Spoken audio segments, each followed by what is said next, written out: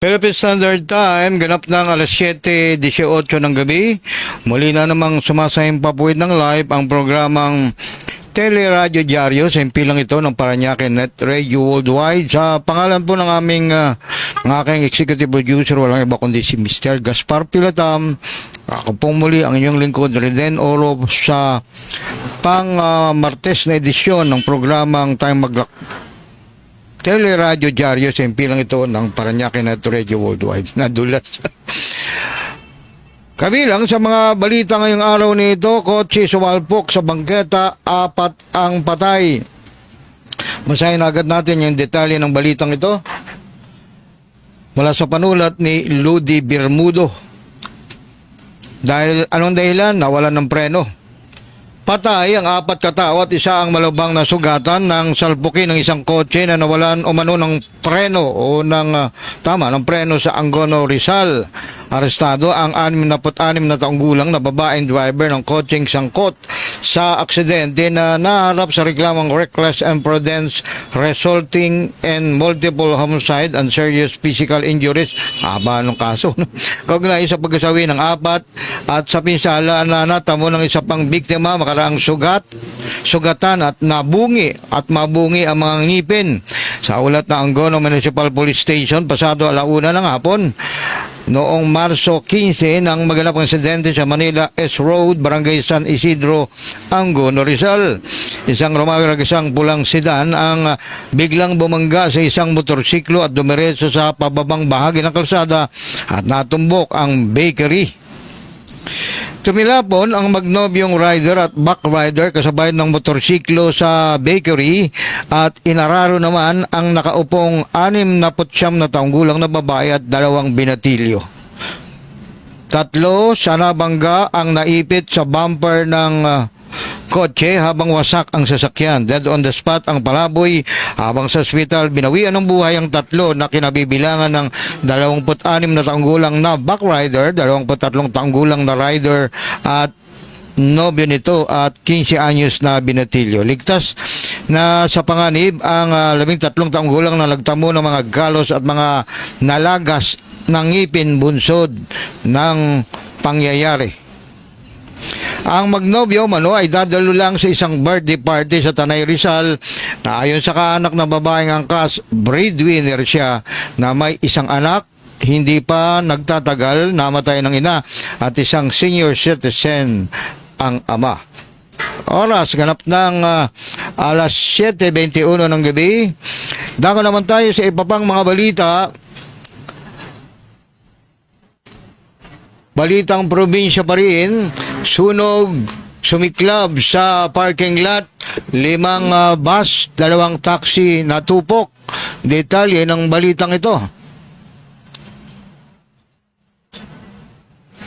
Sunog sumiklab sa parking lot, 5 ang bus, 2 taxi natupok. Basahin natin yung detalye ng balitang ito. 5 pampasahirong bus at 2 taxi ang natupok ng sumiklab ang sunog sa isang parking lot sa Antipolo City. Naganap ang insidente, ganap na 1:00 ng hapon ng Marso 15 sa isang parking lot sa Sitio Chaong, Barangay Mayamot, Antipolo City, Rizal. Mabilis namang nakaresponde ang Bureau of Fire Protection Antipolo at fire volunteers na umabot sa 18 truck ng bombero ang umapula sa halos kalahating oras na diniklara lamang sa unang alarma. Pinaniniwala ang nagmula sa maliit na baga mula sa cutting tools ang apoy na ginamit sa isang sirang bus na binabaklas ang mga bakal para ikalakal na kabilang ang 2 taxi na itinuturing na junk. Nadamay naman ang 4 pang bus na nakalinya sa repair para ipambiyahe. Sa inisyal na investigasyon, kumakain ng tanghalian ng mga manggagawa at pansamantalang iniwan ng pagbabaklas nang makitang umuusok ang sirang bus at tuluyang nagapoy. Hindi umano nakayanan ng mga bitbit na tubig ng mga manggagawa upang apulahin ang biglang paglaki ng sunog o paglaki ng apoy. Nananghalian umano ang ang tauang nagbabakla sa bus nang magsimulang sumiklab ang apoy. Sa iba pang balita, dako naman tayo sa balitang DPWH binira ng Infanta Mayor sa pagsira sa maayos na kalsada. Tama yan, no? Yun ang sinasabing yung mga sirang kalsada hindi na ayos, pero yung ayos na kalsada sinisira. Usahin natin ang detalye ng balitang ito mula sa panulat ni Tony Sandoval. Detalye ng balitang ito, balita mula sa Infanta, Quezon. Umalma si Infanta Mayor L.A. Ruanto laban sa umano'y kawalan ng koordinasyon ng Department of Public Works and Highways o DPWH at kontraktor nito matapos sirain ang maayos na bahagi ng National Highway sa kahabaan ng Barangay Kumon sa bayang ito. Ayon kay Ruanto, hindi katanggap-tanggap ang ginawang hakbang ng ahensya dahil sa umano'y walang naging malinaw na koordinasyon sa lokal na pamahalaan at sa barangay bago sinimulan ng tutura ang naturang proyekto. Dahil dito, nagdulot na niya ng matinding trapiko at malaking abala sa mga motorista at residente ang biglaang pagsira sa kalsada. Iginiit ng alkalde na wala umanong isinagawang malinaw na traffic impact assessment at wala ring inilatag na alternative road plan. Bukod dito, sinabi ni Ruanto na walang ibinigay na detalye tungkol sa construction, walang paunang abiso at walang pakikipag-ugnayan sa pamahalaang lokal. Nadismayang alkalde o mayor ng Infanta na ang maayos pang kalsada ang sinimulang sirain sa halip na unahin ang pag-aayos sa kahabaan ng Banugaw General Nakar Road na matagal na umanong sira at matagal na ring ipinanawagan ng mga residente na maisaayos. Dagdag pa ng alkalde, meron na umanong nakalaang pondo para sa naturang kalsada noong pang 2025, ngunit hindi ito naipatupad habang sana ako ginawang sana tapuan ikinadismaya din dito tayo. Matagal na rin ipinanawagan ng mga residente na maisaayos. Dagdag pa ng alkalde, meron na umanong nakalaang pondo para sa naturang kalsada noong 2025, ngunit hindi ito naipatupad habang may budget din ngayong 2026 na hindi pa umano nabibiding. Ikinadismaya rin niya ang pagharang sa daan patungo sa Government Service Complex ng bayan kung saan matatagpuan ang Municipal Police Station, ginagawang bagong munisipyo, pansamantalang motor pool ng heavy equipment ng LGU at iba pang posibilidad o pasilidad. Dahil dito, agad na ipinahinto ni Mayor Ruanto ng Infanta, Quezon ang ginagawang proyekto matapos i-report sa kanya at ipinatawag ang mga responsable rito upang harapin ang umano'y paglabag sa mga probisyon ng Local Government Code at mga umiiral na ordinansa ng lokal na pamahalaan. Nagatid sa ating oras, kanap ng alas 7:27 na ng gabi, dito pa rin sa programang Teleradyo Diaryo sa impilang ito ng Paranaque Net Radio Worldwide. Dako tayo sa pangatlong balita. 3 drug dealers timbog sa 10.2 million pesos na shabu sa Zamboanga. Detalye ng balitang ito. Ayan, ba't ayaw? Hindi ba tayo dito sa pangalawang ikiklik nating balita? Ayan. Pero iwanan muna natin yan. Dito muna tayo sa kabila. Ayan. Dagdag basahe sa jeep at bus aprobado na sang-ayon sa LTFRB. Detalye ng balitang ito wala sa panulat ni Ludi Bermudo. Inihayag ni Land Transportation, Franchising and Regulatory Board o LTFRB Chairperson Bigor Mendoza na inaprobahan na nila ang pagtataas ng pasahe sa mga jeepney at bus na i-aanunsyo sa Martes. Ngayong araw na ito, Marso 17, ang eksaktong halaga ng dagdag pasahe.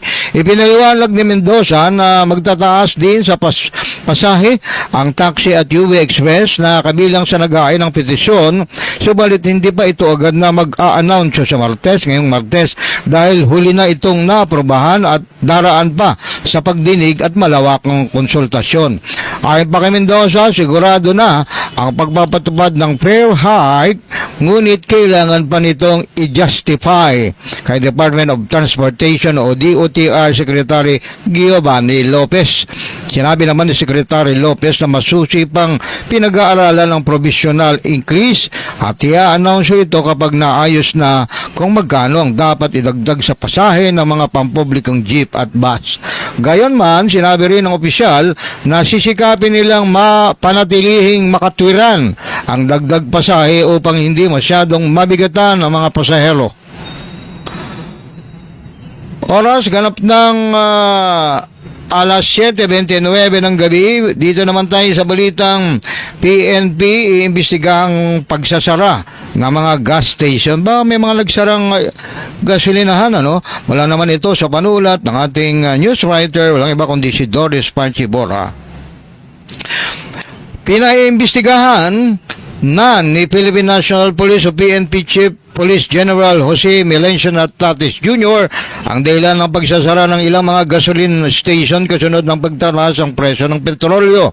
Ayon kay Natatis, inatasan na niya ang mga hepe ng pulisya na makipag-ugnayan sa mga lokal na pamahalaan at sa Department of Energy o DOE para alamin ang mga dahilan ng biglang pagsasara ng ilang gasolinahan. Pinangangambahan ang umano'y hoarding at price manipulation sa presyo ng petrolyo. Una lang humiling ng tulong ang DOE sa PNP sa pagmamanman at pagtugi sa mga gasolinahan na umano'y sinasamantala ang sitwasyon sa Middle East. Nawatid na maraming gasoline station ang biglaan na lamang nagsara matapos ang anunsyo ng price hike.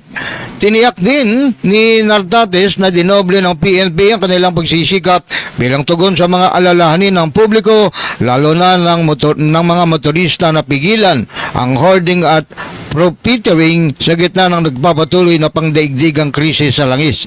Mahigpit ding binabantayan ang pamahalaan ng supply at presyo ng fuel, lalo na matapos ang kamakailang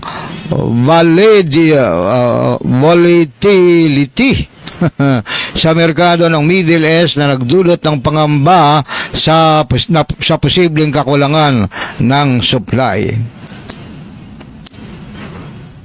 Tigil Pasada, kasado na sa March 19. Detalye ng balitang ito. Sana, wala na. Samantala, dito muna tayo sa balitang sana. 3 drug dealer timbog sa 10.2 million pesos sa Zamboanga. Puro yung mga puro ayaw umabante. Balikan natin yung ating cellphone para dito tayo magpatuloy. Ito. 15 pisong taas sa diesel, 12 piso sa gasolina. Detalye ng balitang to mula sa panulat. Ano? Sino nagsulat? Si Mel Laison, ang magsasakang reporter. Panibagong oil price hike sa susunod na linggo. Dahil umano sa lumalalang tensyon sa gitnang silangan ay posible umanong umabot ng hanggang 15 pesos kada litro o 15 pesos bawat litro ang itataas ang presyo ng diesel, habang 12 pesos naman kada litro o bawat litro sa gasoline sa susunod na linggo. Ayon sa ilang oil industry sources, base sa fuel price sa global market sa nakalipas na 2 araw, ang presyo ng diesel ay maaaring umakyat pa ng mula 13 piso hanggang 15 piso kada o bawat litro, habang mula 10 piso hanggang 12 piso naman ang itataas ang presyo ng gasolina kada o bawat litro. Ang kerosene o yung gas ay tinataya namang tataas din ng hanggang 6 na piso. Gayon man, maaari pa umanong magbago ang naturang presyo depende sa market price sa mga susunod na araw. Una lang, lumobo ang presyo ng mga produktong petrolyo nitong linggo na ipinatupad lamang ng staggered o utay-utay ng mga kumpanya ng langis upang hindi bigla ang maramdaman ng publiko. Sinabi rin ng Department of Energy o DOE na inaasahan na nila ang panibagong big-time oil price hike sa susunod na linggo, ngunit hindi pa makapagbigay ng pinal na pagtaya dito. Oras, ganap ng alas 7:34 ng hapon, ng gabi na. Nursing co-ed sa Estasi. Detalye ng balitang ito mula kay Joy Cantos. Pinainom umano ng nobyo. Isang 21 taong gulang na babaeng nursing student ang nasawi matapos manong painumin ng ecstasy na ang kanyang nobyo sa General Santos City. Sa report ng General City Police, naghihinalang ina ng biktima ng ecstasy pill, isang uri ng droga na ang overdose ay nakakapinsala sa utak at puso ng ipinainom umano rito ng kanyang nobyo at kaibigan. Sa salaysay ng ina ng biktima, ang kanyang anak ay dumalo sa on-the-job training sa Davao City mula Pebrero 7 hanggang 21, pero dahilan sa nakakaranas ito ng hallucination o pagdidelirio, seizures at kakatuwang pag-uugali, ay naalarma ang kanyang pamilya. Dahil dito, ang biktima ay inihatid ng kanyang nobyo na tinutukoy lamang sa pangalang Adrian sa kanyang tahanan sa General Santos City na hindi na tinapos ang kanyang OJT.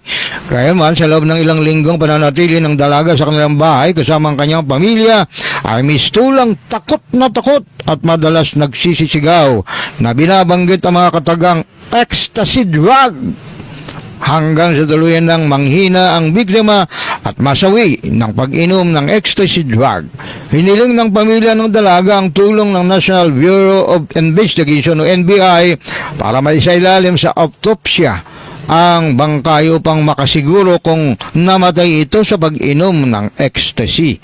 Napatid na ang health experts na ang sobrang pag-inom ng alak, pag-inom ng ecstasy ay nakaka-addict, nagdudulot ng seryosong sakit na posibleng ikamatay ng sinumang gumagamit ito kapag nagkaroon ng komplikasyon. Ayan, bigyan natin ng babala yung mga barkadahan na nabibiktima ng kanilang mga barkada na pinipilit silang uminom ng ecstasy. Ang daming ecstasy, mga tabletang kulay puti.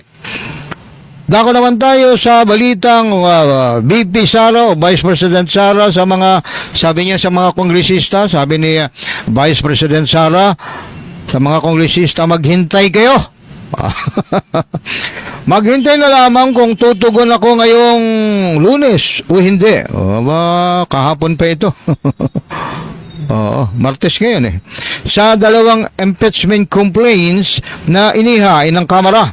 Ito ang naging payo ni Vice President Sara Duterte sa mga miyembro ng House of Representatives dahil malapit na ang Monday, tapos na, at hintayin natin kung magpapile ako o hindi. Sinabi rin ng Vice Presidente na ito ang unang pagkakataon na narinig niyang kino-question ang mga piniling abogado ng isang respondent.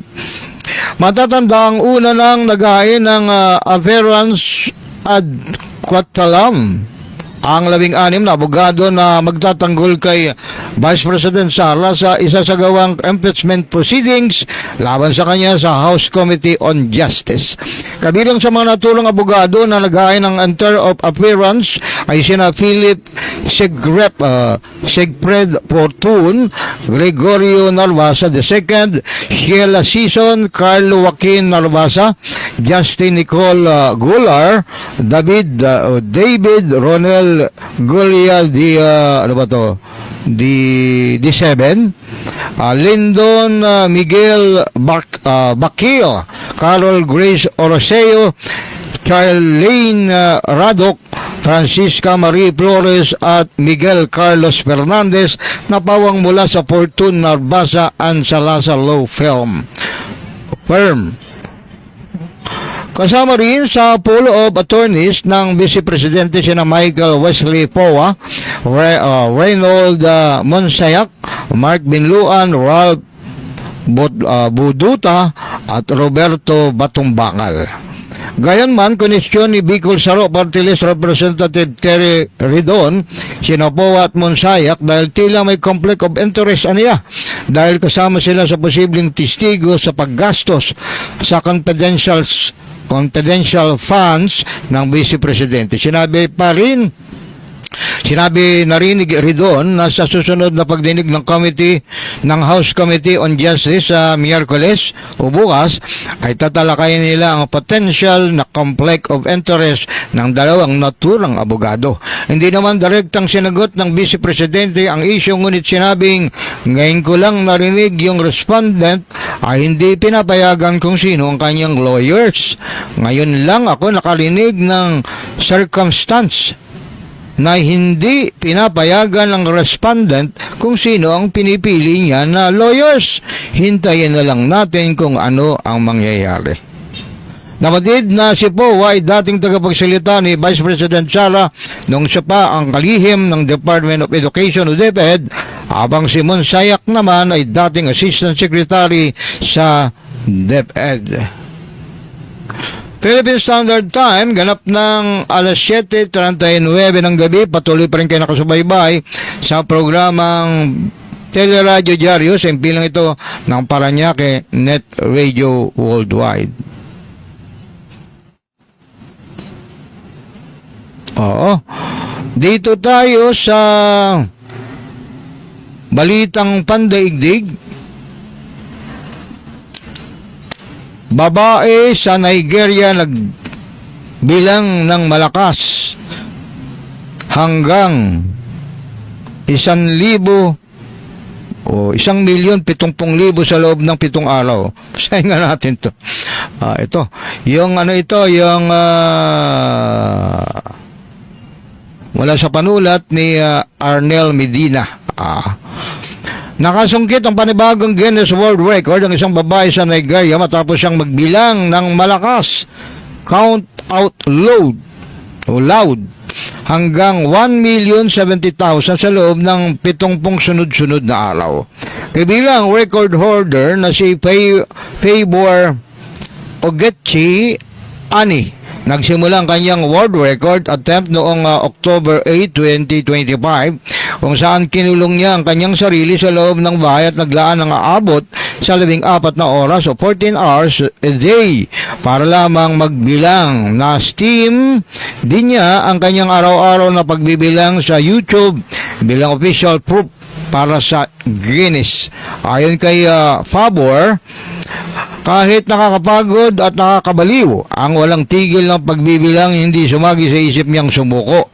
Naging malaking tulong ang suporta ng kanyang team at ang kanyang matinding determinasyon na gumawa ng isang pambihirang kasaysayan. Ang previous record na hindi na-break sa loob ng 18 taon o 18 years ay nakapako lamang sa 1 million, eksakto sa halip na huminto sa 1,000,001, ipinagpatuloy ito ni Favor hanggang umabot sa 1,070,000 noong Disyembre 16, 2025. Inilarawan niya ang huling araw ng pagbibilang bilang isang emosyonal na sandali at labis na kaligayahan.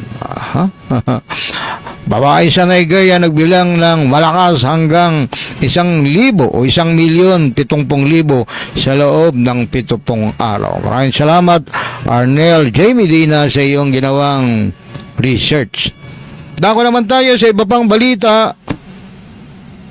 Nagatid sa ating oras, ganap ng alas 7:42 na ng gabi, Philippine Standard Time.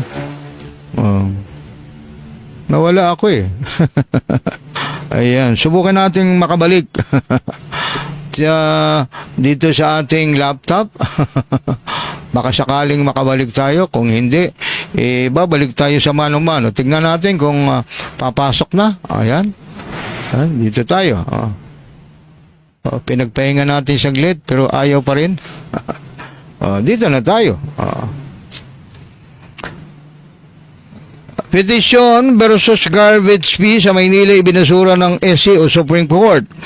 Ibinasura ng Korte Suprema ang inihaing petisyon laban sa bisa ng isang ordinansa sa Maynila sa pagtaas ng bayarin sa pagkolekta ng basura sa lungsod. Sa isang resolution ng Supreme Court en banc, sinabi ng mga maestrado na nabigo ang petitioner na si John Barry T. Tayam na matugunan ang mga pangunahing kinakailangan ng judicial review. Ito ay patungkol sa kinuwestiyon na validity o bisa ng Ordinance Number 9151 na ipinatupad ng Manila City Council noong Nobyembre 2025. Ibinunto ng SCO ng Supreme Court na si Tayam ay residente ng Las Piñas at walang legal standing para mag-ain ng petisyon na hindi saklaw dahil ang mga negosyo na ahensya at mga tirahan sa Maynila ang direktang apektado sa kinikwestyong ordinansa, gayong siya ay wala sa isa man sa mga ito. Bukod pa rito, ipinaliwanag din ng SCO ng Supreme Court na hindi may tuturing na taxpayers suit dahil sa kawalan ng reklamo sa iligal na pamamaraan ng pondo o labas sa batas na tax measure. Ang usapin sa ordinansa ay regulatory measure at hindi isang revenue measure. Sa question naman kung nailathala ang ordinansa, nagkaroon ng public hearing at kung lagpas sa mga gastos ang regulasyon, sinabi ng SC na sa mababang korte dapat dalhin ang isyu na paglabag sa hierarchy ng korte. Ang pagsampa sa SC ng usapin ay hindi wasto dahil hindi naman tagasuri ng ebidensya ang SC, kundi dapat munang dumaan sa paglilitis ng naangkop na korte. Philippine Standard Time, kalap ng alas 7:45 ng gabi, patuloy pa rin kayo nakasubaybay sa programang Teleradyo Diario sa impilang ito ng Paranaque Net Radio Worldwide. Dito tayo sa ilang pang mga balita. Dito tayo. Malawakang tigil pasada ikakaso sa March 19. Marco, sinertipikahang urgent ang pag-amyenda sa Biofuel Act. Detalye ng balitang ito wala sa panulat ni Gemma Garcia. Sinertipikahan bilang urgent ni Pangulong Bongbong Marcos ang Senate Bill 1965 at naglalayong amyendahan ng Biofuel Act of 2006.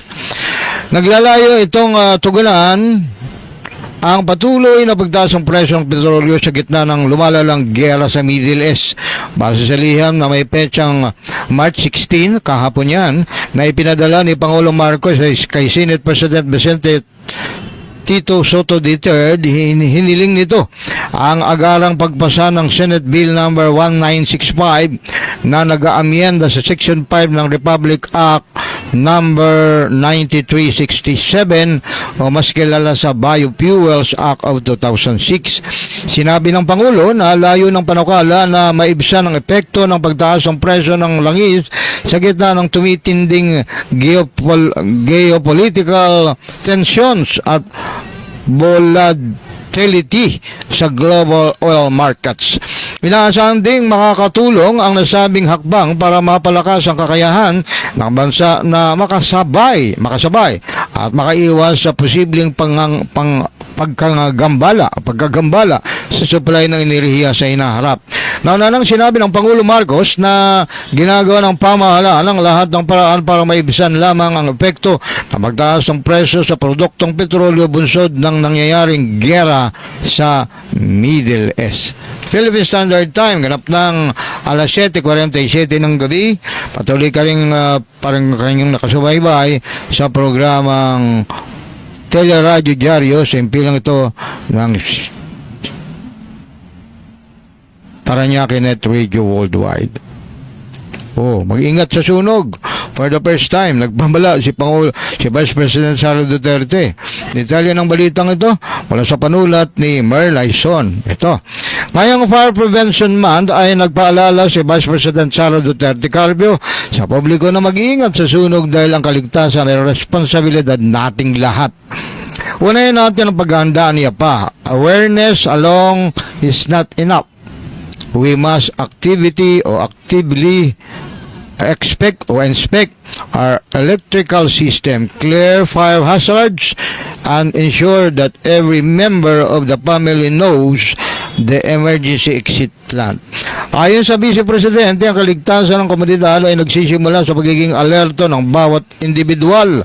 Aniya, dapat na maging kaisa tayo ng ating mga frontliners at huwag nang maghintay pa ng emergency upang matuto para sa ating kaligtasan. Hinikayat din niya ang lahat na makilahok sa mga fire drills at education campaigns. Pinuri pa ng Vice Presidente ang mga pribadong grupo at mga volunteer fire brigades na naglalaan ng kanilang oras upang tumugon sa sunog at hinikayat ang publiko na suportahan ang kanilang inisyatiba.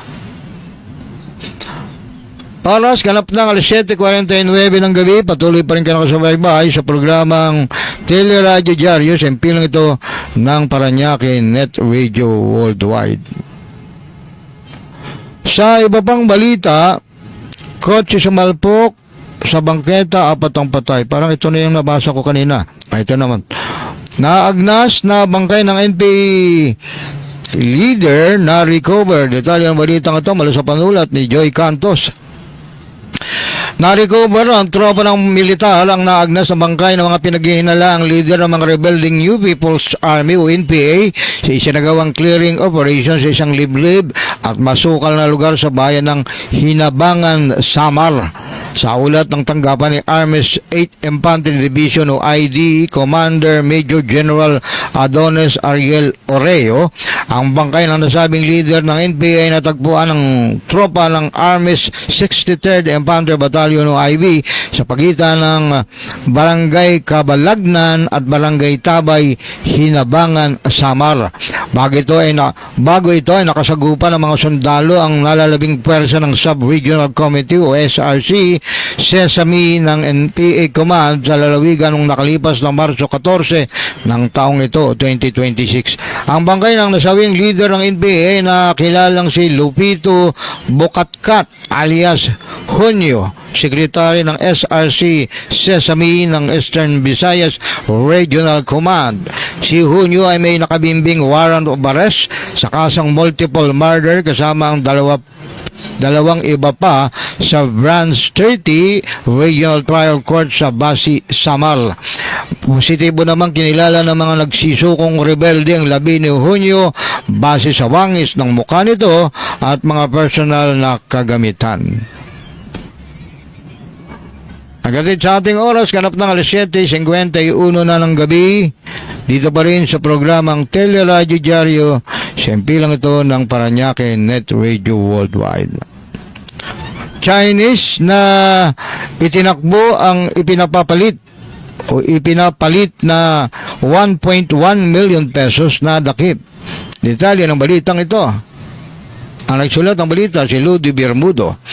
Isang Chinese national ang dinakip sa isang computer repair shop sa isang commercial complex sa kahabaan ng Macapagal Boulevard, Pasay City dahil sa umano'y pagkakasangkot sa estapa nito. Ayon sa Philippine National Police o PNP, nagugat ang operasyon sa reklamo ng isang babaeng Vietnamese na nagtungo sa establishmento alas 6:45 ng gabi upang makipagkita sa isang babae na kinilalang si alias Ana para sa money exchange. Pagdating sa lugar, nadatna ni si Ana kasama ng isang Chinese national at habang isinasagawa ang transaksyon, binilang ng grupo ang pera na nagkakahalaga ng 1,100,000 at inilagay sa plastic bag. Ngunit ilang sandali matapos ang transaksyon, bigla umanong tumakas si Ana kasama ng isa pang hindi pa nakikilalang lalaking Chinese, bit-bit ang buong halaga ng pera. Bago pa man dumating ang mga pulis, nakatakas ng ibang suspect, kayunman agad nadakip ang Chinese national na positibong itinulo ng biktima na sangkot sa transaksyon. Patuloy ang pagtugis ng pulisya sa mga titirang suspect upang mapanagot ang lahat ng responsable sa panluloko. Nagatid sa ating oras, ganap ng 7:53 na ng gabi, Philippine Standard Time. Sa iba pang balita, graduating sa senior high, namatay sa naganap na sunog. Ang nagsulat ng balita, si Joy Cantos. Isang 19 na taong gulang na estudyanteng lalaki na magtatapos ng kanyang senior high ang nasawi matapos makulong sa loob ng sinasakyang wing van sa kabahan ng highway ng Saraga, Iloilo. Kinilalang nasawing biktima na si Jacin Brelio, graduating senior high school at isa sa mga crew ng sound system na ibinabiyahe ng mga ito sakay ng wing van. Sa report ng pulisya, nangyari ang insidente sa kahabaan ng highway sa barangay Inagdangan Sentro. Lumalabas sa investigasyon na kasalukuyan ang manong natutulog ang biktima sa likod ng wing van nang mangyari ang insidente. Bigla na lamang sumiklab ang sunog sa wing van na ayon sa mga otoridad ay posibleng sanay ng itinapong upos ng sigarilyo at pagpalya ng elektrisidad nito. Sinasabing excited pa ang biktima sa kanyang nalalapit na pagtatapos sa senior high school, kaya ganado sa pagsa-sideline sa pagdi-deliver ng sound system. Hindi na nakalabas ang dahilan sa natutulog ito nang sumiklab ang sunog na tumupok sa nasabing wing van. Oras, 7:55 na ng gabi. Nakasubaybay pa rin kayo sa programang Teleradyo Diario sa impilang ito ng Paranaque Net Radio Worldwide. Sa iba pang balita, huwag mag-panic buying sa pagbili ng bigas ang ayon sa DA o Department of Agriculture. Ang isulat ng balita, si Angie de la Cruz. Huwag magpanik sa pagbili ng bigas, lalo na ng 20 pesos na murang bigas sa mga pamilihan. Ito ang naging paalaala ng Department of Agriculture o DA sa publiko dahil meron aniyang sapat na supply ng bigas sa bansa, lalo na ang 20 pesos per kilo na bigas para na ibebenta sa mga kadiwa program center ng pamahalaan sa iba't ibang lugar at panahon na ng anihan ngayong Marso. Ang pahayag ay ginawa ng DA o Department of Agriculture matapos lumabas ang mga ulat na may ilang grupo o manong sinusubukang dagsain ang mga distribution point ng bigas, lalo na ang 20 pesos kilong bigas na nagdudulot ng espekulasyon na nauubos na ang supply dulot ng tension sa Middle East. Tiniyak ni Agriculture Secretary Francisco P. Jet Laurel Jr. sa publiko na nananatiling sapat ang inventaryo ng bigas sa bansa at patuloy ang paggiling ng palay ng National Food Authority o NFA upang mapunan ang mga inventaryong ibinebenta sa mga kadiwa center sa bansa. Binilaan din ng DA o ng Department of Agriculture ang mga mapagsamantalang negosyante na iwasan ng hoarding dahil agad ang mga itong mapaparusahan kapag nahuli ng ahensya at Department of Trade and Industry o DTI. Hinikayat din ito ang mamamayan na hindi bumili lamang ng bigas na sapat para sa pang-araw-araw na konsumo ng pamilya upang makinabang din ang iba. Oras, nagatid sa ating oras, 7:57 na ng gabi. Ako pa rin po ang inyong lingkod, Riden Oro, na live na sumasayang papuid mula sa Paranaque City. Ilan pa sa mga balita ngayong araw nito, PNP iimbestigahan biglang pagsasara ng ilang gas station. Parang nabasa ko na ito. Lagpasan nga natin to. Iba na lang. Isa na lang tayo sa ibang balita.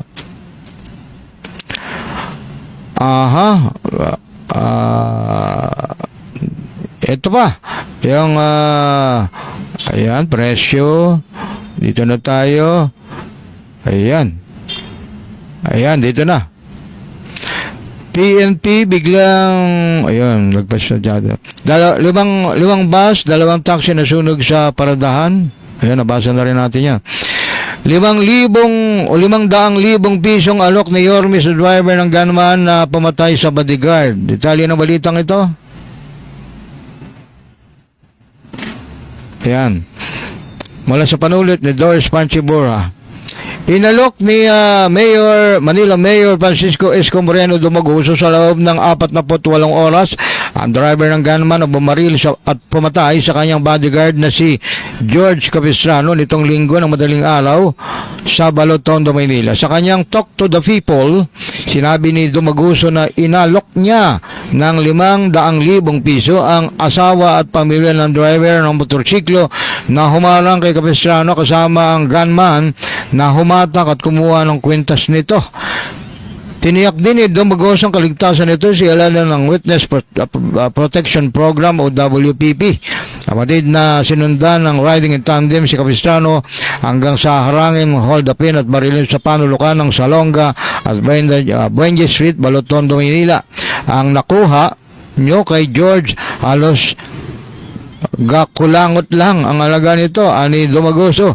Ayon kay Dumaguso, layo nilang matukoy ang pagkakilala ng gunman na walang awang pumatay kay Capistrano, 56 na tanggulang, nakaliretiro pa lamang nitong Disyembre.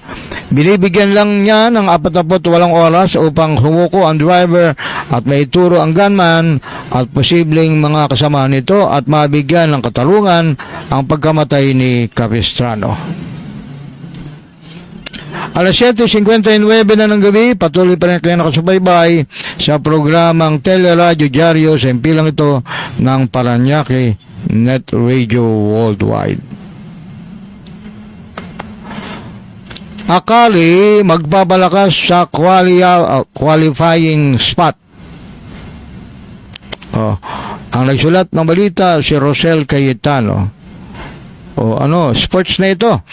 Mula sa score na 0-3, panimula ay 4 na sunod na panalo ang itinala ng Akari para patibayan ng tsansa o pag-asa. Isa sa mga huling dalawang ticket sa qualifying round ng 2026 Premier Volleyball League All-Philippine Conference. Nakatutok sa panglimang dikit na ratsada lalabanan ng Chargers ang Galleries Tower High Risers ngayong alas 4 ng hapon. Kanina, kasunod ang banatan ng Cream Line Cool Smasher at Palm Fresh Foxes sa alas 6:30 ng gabi. Kasalukuyan naglalaro sa Santa Rosa Sports Complex sa Laguna. Solo ng PLDT ang liderato, bitbit ang score na 7-1 record. Kasunod ang sister team Signal sa score na 6-2, Cream Line sa score na 5-2 at Nile Leg score na 4-4 o all. Akali sa score na 4-3, Farm Fresh score na 3-4 at Chocomocho score na 3-5, Capitals Solar Energy sa score na 3-5, Galleries Tower sa score na 2-5 at SOS Copy o SOS Copy sa score na 1-7.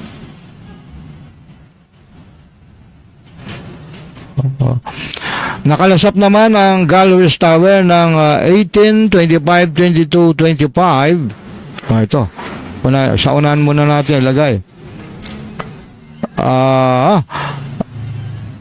Ani Akari coach Tina Salak matapos ang kanilang 25, 21, 26, 24, 17, 25, 25, 21 panalo sa Cream Line noong Webes. Mas gusto ko yung hungry sila kahit wala pang identity ngayon, at least nakikita natin yung composure ng bawat isa dagdag nito. Nakalasap naman ang Galleries Tower ng 18-25, 22-25, 17-25 kabiguan sa PLDT sa huli nilang laro noong nakaraang Martes. Nagatid sa ating oras, ganap ng alas 8:02 na ng hapon. Sa inyo ka lang, Mr. Technician, pag wala na tayong oras. Sa iba pang mga balita,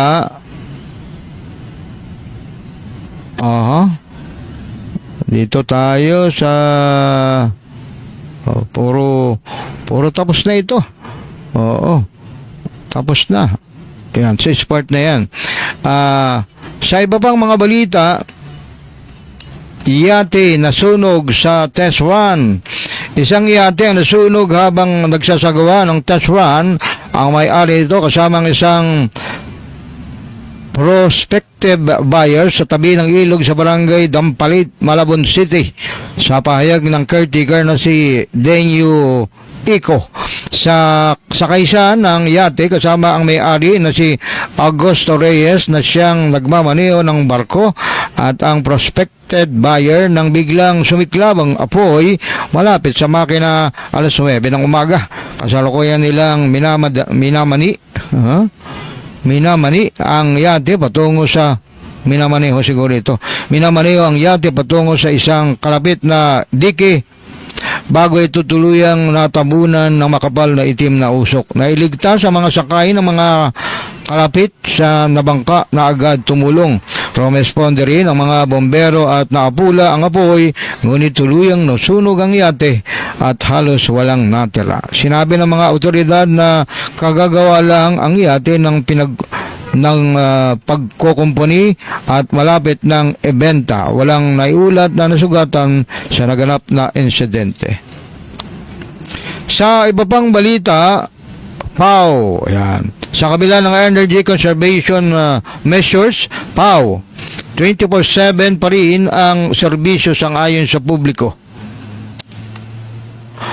Katulad ng ibang sangay ng pamahalaan, agad ding tumalima ang Public Attorney's Office o PAO na pagpapatupad ng mga hakbanging alinsunod sa direktiba mismo ni Pangulong Ferdinand Marcos Jr. upang makatipid sa konsumo, lalo na sa kuryente, dala ng walang habas na pagtaas ng langis. Ayon kay PAO Chief Perseda Rueda Acosta, simula nitong nakaraang Lunes o kahapon, Marso 16, ay kanya nang ipinatutupad ang 40-hour work week arrangement para sa mga tauhan ito, lalo na ang mga public lawyer, ayon na rin sa sinasaad ng Civil Service Commission. Subalit aniya, hindi kasali sa nasabing kautusan ang mga tauhan ng opisyal ng Executive Service, Administrative Service, Special and Field Case Service at Utility and Contract of Service na pawang matatagpuan sa Central Office ng PAO sa Quezon City. Sa ano yan, kung di ako nagkakamali, dito sa Quezon City Julian. Saad pa ni Rueda Acosta habang pinaalala nito sa publiko na ang PAO ang pangunahing ahensya ng pamahalaan na nagbibigay ng libre at agarang tulong legal, lalo na sa mga maralitang Pilipino. Kanyang nilinaw na ang 4-day on-site work week o ang composed 40-hour work week arrangement ay patutupad sa lahat ng regional at district offices ng PAO sa buong bansa. Ayon naman kay Deputy Chief Annalisa Soriano, sinasaad sa memorandum circular ng PAO Chief na kailangan pa rin ng mga public attorneys kung saan ang kanilang mga opisina ay matatagpuan sa mga local government unit o LGUs na nagdeklara na kada Biyernes bilang non-working day na maging on-call, lalo na sa pagtupad ng mga inquest proceedings, custodial investigation at pagpo-post ng bail. Kanya ring ipinaliwanag na hindi na kailangan mag-duty ng Huwebes ang PAO personnel na naatasang mag-report sa trabaho sa araw ng Biyernes upang epektibong masunod ang 4-day work schedule. Samantala, sinabi pa ng Chief Public Attorney na buo o 5 araw sa isang linggo ang pagpasok sa trabaho, lalo na ang mga public attorneys na naka-detail sa Sandigang Bayan, alisunod na rin sa utos ng Supreme Court na kailangang patuloy na mag-report ang mga tauhan nito sa kabila ng ipinatutupad na energy conservation protocols. Ayan. Pagbuli ang anak sangay kay Tulpo, magulang paglinisin ng school. Pag nambubuli yung anak sa school, ang parusa paglinis sa school. Yung magulang. Narito ang detalye ng balita ngayon na rekomenda ni Senador Raffy Tulfo na talakayin sa mga pulong ng Fairwinds Teacher Association o PTA kung paano may iwasan ng pang-aapi o bullying sa mga mag-aaral. Sa kanyang opening statement, inihayag ni Tulfo o ni Senador Raffy Tulfo ang ilang rekomendasyon upang may iwasan ang bullying sa mga paaralan. Kabilang dito ang pagpapataw ng parusa sa mga paaralan na nabibigong mapigilan ang mga insidente ng bullying. Gayon din ang pagbibigay ng parusa sa magulang ng bully na anak tulad ng community service o paglilinis ng eskwelahan. Ikaw ngayon ang maglinis dyan. Ipinanukala rin ang paglalagay ng CCTV cameras upang maayos na mabantayan ng mga estudyante, pagsasagawa ng seminar para sa mga guro at magulang, mandatoryong counseling para sa mga mag-aaral, pagpapalakas ng subject sa good manners and right conduct, pagpapalakas ng security measures at mga paaralan o sa mga paaralan at pagbuo ng mga mas maayos na anonymous reporting system upang madaling maiparating ang mga reklamo o insidente ng bullying. 5 nagsusugal na huli sa droga. Arestado o nadakip ang 11 individual kabilang ang 5 ininalang drug personalities ang maaktuhang nagsusugal sa maghiwalay na lugar sa Valenzuela City. Sa nakarating na ulat kay Valenzuela Police Colonel Joseph Talento, talagang talento ito. Talentado, alas 9 ng umaga nang maaktuhan ng mga tauhan ng Valenzuela Police Substation 7 ang 2 lalaki na nagkakarakros sa Casa Ribal, Barangay Bignay. 2 lalaki naman ang natiklo o nahuhuli ng mga tauhan ng SS6 o Substation 6 nang mahuli sa aktong naglalaro rin ng Caray Cruz sa bakanting lote sa MacArthur Highway, Barangay Malanday, alas 12:15 ng tanghali. Biro niya, tanghaling tapat, naglalaro kayo ng Caray Cruz sa Barangay Malorlas, laglag sa mga tauhan ng Substation 3. Ang 2 lalaki nang maaktuhang nagkakalaktos pa rin sa Batima Compound alas 9 ng gabi, habang nadakip naman ng mga tauhan ng SS4, talagang tatrabaho yung mga substation dyan sa Valenzuela, ang 2 lalaki dahil sa pagsusugal din ng Caray Cruz. Marami palang mahilig dyan sa Caray Cruz, ano? Sa Bukid Suite, Barangay Malinta, alas 7:30 ng gabi. Huli rin sa akto ng mga tauhan ng SS8 o Substation 8 ang 3 lalaki na nagsusugal din ng Caray Cruz sa Candido Street, Barangay Mapulang Lupa, alas 2:20 na madaling araw. Biro mo, alas 2:20 na, nagkakarakros pa kayo. Madaling araw, nakumpiska sa mga nadakip ang mga taya. Buti nga sa inyo. At pangara, habang 5 naman sa kanila ang nakuhanan ng isang plastic sachet na naglalaman ng ininalang shabu. Inyo yan. Oras, ganap ng anong oras na? Alas 7 o alas 8:12 na. Sir Technician, may oras pa ba tayo? O tatapusin ko na. Ayan. 2 Pinoy sa UAE inaresto sa content o online content. Detalye ng balitang ito. Iniimbestigahan ng Philippine Embassy sa Abu Dhabi ang ulat na may mga Pilipino na nadakip sa United Arab Emirates nang mag-post at mag-share ng online content tungkol sa Iranian attack sa bansa. Ayon sa ulat, 2 Pilipino ang kabilang sa 25 nadakip dahil sa pagbabahagi ng video ng strike ng Tehran at air defense interception ng Abu Dhabi. Binigyan din ng mga embahada na nirerespeto nila ang soberanya ng UAE o United Arab Emirates at ang pagpapatubad ng kanilang batas sa national security, cybercrime at public order. Pinayuhan ng mga Pilipino na maging maingat sa social media, huwag mag-record, mag-post o mag-share ng hindi beripikadong content at umasa lamang sa opisyal na pahayag ng UAE o United Arab Emirates o lehitimong balita. Samantala, nagpahayag din ang Philippine Embassy sa Manila na may mga batas ang Bahrain o bansang Bahrain na nagbabawal sa pagkuha, pag-record o pag-publish ng pribadong eksena ng mga tao ng walang pahintulot na may parusang hanggang 5 taon, kulong at multa na 5,000 Bahrain dinars. Yan, may parusa.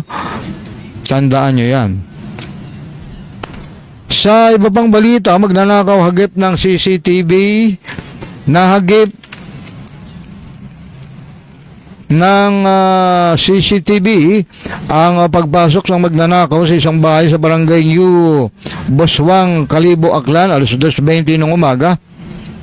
Madaling araw pa ito. Ayon sa may-ari sa isang pulis, 1 buwan pa lamang silang nakalipat sa kanilang bagong bahay, kaya't wala pa itong gate at bakod na nakapalibot. Para makapasok sa loob, sinira ng lalaking magnanakaw ang sliding door sa harapan ng bahay. Habang nasa loob, hinawi ng lalaki ang CCTV na nakalagay sa sala, pero hindi nito nakita na may isa pa at nakuhanan ng footage ang ginawang pagnanakaw. Tinangay ng lalaki ang 3 cellphones na may kabuuang halagang 18,000 piso. Binuksan pa nito ang wrap. Sa kuha ng CCTV, klarong makikita ang muka at suot ng kawatan o magnanakaw. Na ipa-blatter na ng may-ari ang insidente at tinutugis na ang magnanakaw. Oras, ganap ng alas 8:15 na ng gabi. May oras pa ba tayo, Sir Technician? Okay na. At yan na po nagwawakas ang programang Teleradyo Diario. Simple lang ito. Ng Paranaque Net Radio Worldwide. Muli sa pangalan po ng aking executive producer, walang iba kundi si Mr. Gaspar Pilatam. Ako po muli ang iyong lingkod, Rodden Oro. Maraming salamat po sa inyong pagsubaybay. Bye-bye!